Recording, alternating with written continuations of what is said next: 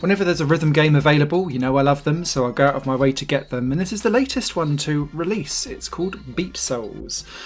But it doesn't feel to me like much of a rhythm game. It feels more like a lane defense game, and I'll try and explain my reasoning for it, because it's an odd mashup of different things that make this game unique, but also quite difficult to recommend to people.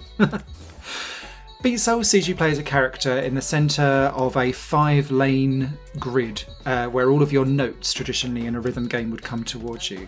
You can move your character around to any of those lanes, but either side of you, to the left and right, you've got beat soul collectors. And what will happen is these flame souls will come down the track towards you. They'll be in 2 colours, orange and blue, and you can flip between with a press of a button to flip between what type of colour you're collecting. Although that mechanic doesn't come too late in the game, but you'll need to collect these beats as you go. You'll have to do this whilst pressing jump to avoid traps coming down towards you, and also moving in between all of the hundreds of gates coming towards you as well. So it kind of paints you a vague path of how you can get round all of these different gates that are flying towards you whilst collecting your beats. The crux with this is that with the bumper buttons, you can press and rearrange where your beat collectors are so that they aren't just one either side of you. You can have 2 to the left and 2 to the right by moving your bumpers around. And because it's a 5-lane grid, that opens itself up really well to you trying out different methods of collecting things. And it's easily Beat Soul's strength is that you can go off and have slightly different runs depending on your playstyle. So it could be that you like your character to be quite sedentary in the middle wherever possible, and you flick the bumpers left and right to try and collect things at the point of need where you don't need to move to be either side of it to collect it. Whereas instead you could actually just move your character left and right and kick them either side and still collect them that way. I'm sure there's probably some optimal performance runs that you can do with this, but I liked having the variety of being able to choose depending on the layout of the song and the rhythm beats and where they came as to what I wanted to do. There's 45 songs in total, and they're largely divided into 3 different categories. You've got electronica, rock, and bizarrely jazz. And I'll come back to the music in a second because it's a bone of contention for me. But what you'll find is that the rhythm beats coming towards you don't really line up very well with the music. They're doing their own thing, and it's largely being decided by beats per minute, BPM, rather than how the actual song feels. So the charts are challenging, but they don't necessarily match what's going on musically.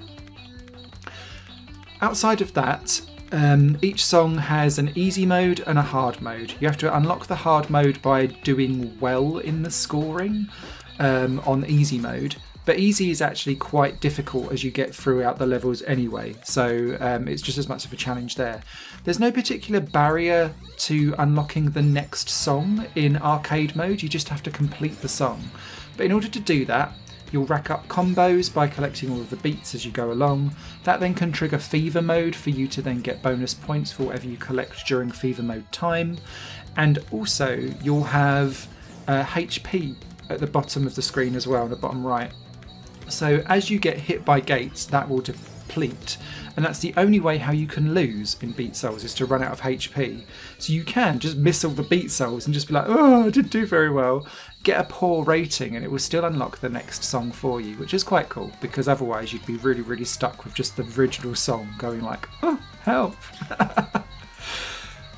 But let's get onto the music, because the music is going to be real Marmite for people. And there's a couple of reasons why. The soundtrack for Beat Souls has been compressed within an inch of its life and squashed into a mono format. Now that sounds really odd to kind of bring this up, but what it's done is it's sucked out all of the life and blood and body of the music, so it just becomes a non-dynamic stream of sound. Now this sounds a bit like, what?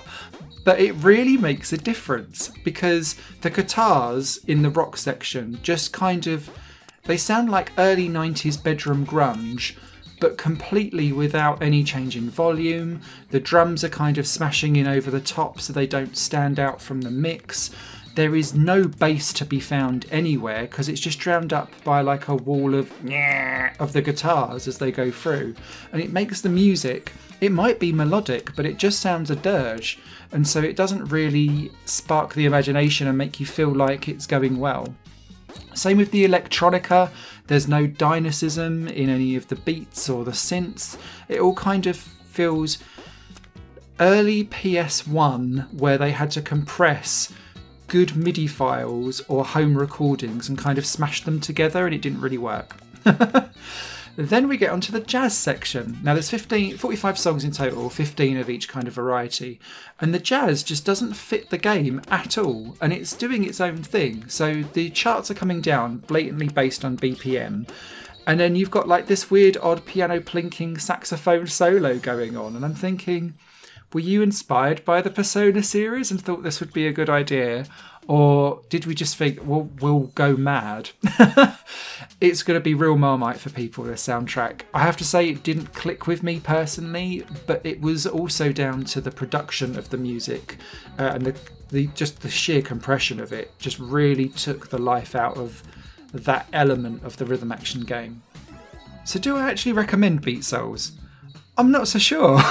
This is one of the most oddest rhythm action games that I've had the pleasure of being able to review, because there is a challenge to it and there's some good gameplay elements, and when it works it comes together in a really good way, but those moments are so few and far between, and it felt just chaotic carnage with an odd soundtrack that didn't make me want to go back and replay it anymore. And once I'd unlocked all of the 45 songs, I then had a go at Infinite Devil mode, which is where you start off at the easiest difficulty over the course of a song, kind of it ramps up really quickly. And that was fine, but outside of that, there's no other modes to kind of keep you coming back for more. There's only room for one score on the leaderboard, so they can't have local scores for like local challenges with your mates. Nothing online as well for any online leaderboards, so it kind of stays quite self-contained, and once you've done it, you've done it. And then there's no real reason to go back and be like, I loved this music, because it's infinitely forgettable. So, odd one. I like the idea, less excited about the execution. So a written review will be over for Beat Souls on higherplayinggames.com very shortly. If you found this informative, please do give us a like. And if you like discovering weird and wonderful games that sometimes are fantastic and sometimes might just be curious oddities much like this one, please feel free to subscribe. Bye-bye. Higher Plane Games is part of the Higher Plane Network, a completely independent media outlet supported by people like you. The goal is to create the best possible content that cultivates a richer indie scene for games as well as music and entertainment. To find out more and to get involved, visit patreon.com/higherplane-network. Your support makes all the difference, and in return you'll gain access to bonus content and downloads. Thank you for watching.